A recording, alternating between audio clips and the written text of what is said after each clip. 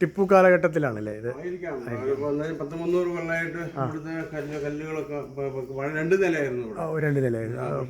സ്ഥലമൊക്കെ ഇതിനനുസരിച്ചിട്ട് വലുപ്പമുണ്ടായിരുന്നു. ഇപ്പം നമുക്ക് സ്ഥലപരിമിതി കൊണ്ടിപ്പോൾ ഒന്നേ എടുത്തുള്ളൂ. ഇത് വന്നിട്ട് ഇതാണ് മൃത്യുഞ്ജയ അമൃതകുടം കയ്യിൽ വെച്ചിട്ട് പിന്നെ എല്ലാ കൈകളിലും അമൃതമായിട്ട്.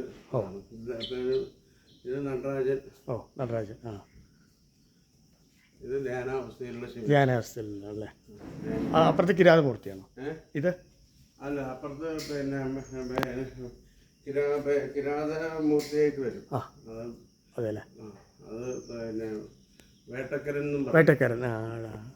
തമിഴ്നാട്ടിലൊക്കെ അല്ലേ ഉണ്ട് അല്ലേ? പിന്നെ ഷടാധാരം ചെയ്തതിൻ്റെതാണ്. ഇത് നേരത്തെ അല്ലേ? അത് ഷടാധാരങ്ങൾ ചെയ്ത് ഓരോ ഇതിന്റെ അടിയിൽ പിന്നെ നമ്മൾ ചെയ്യേ. ഓക്കെ. ഇതൊരു പഗോഡ സ്ട്രക്ചർ. ഇത് എന്താ പറയാ? വട്ടമ്പലം എന്താ പറയാ? വട്ടശ്രീകോ അല്ലേ?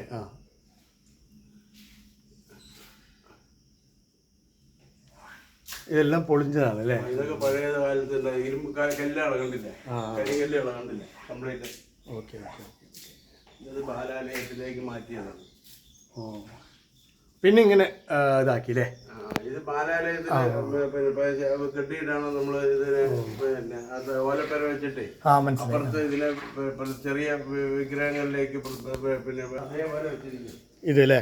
അത് പൊളിച്ച് മാറ്റി. പിന്നെ കേട് വന്നിട്ടുണ്ടായില്ല. ഇതിവിടെ ഇങ്ങനെ കിടക്കണ്ടായിരുന്നു. ഇത് ഉമയമഹേശ്വരല്ലേ? ഓക്കെ.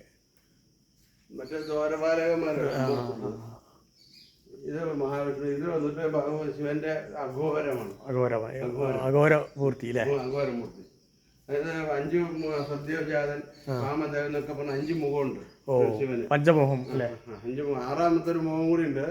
അതായത് 4 ദിശയിലേക്കും മുകളിലേക്കുമാണ് 5 മുഖം നമുക്ക് കാണുന്നത്. അധോമുഖം താഴത്തേക്ക് ഒരു മുഖമുണ്ട്. അപ്പൊ അധോമുഖത്തിനെ കുറിച്ച് അധികം ആൾക്കാർ പറഞ്ഞു കേട്ടിട്ടില്ല. ദക്ഷിണാമൂർത്തി. ഇത് വിദ്യയുടെ എല്ലാ വിദ്യയിലും വന്നിട്ടുള്ളത് ദക്ഷിണാമൂർത്തി എന്നാണ്. ഗണപതി, അയ്യപ്പൻ. ഇത് പാർവതിയാണ്. ഇത് വന്നിട്ട് പിന്നെ പാർവതിയും ശിവനും കൂടിയിട്ടുള്ളത്. രണ്ടും കൂടി ഉള്ളത് അർദ്ധനാരീശ്വരൻ. ശിവന്റെ പകുതി ശിവനും പകുതി ദേവി. ഇത് പാർവതിയുടെ ഒരു ഭാഗം.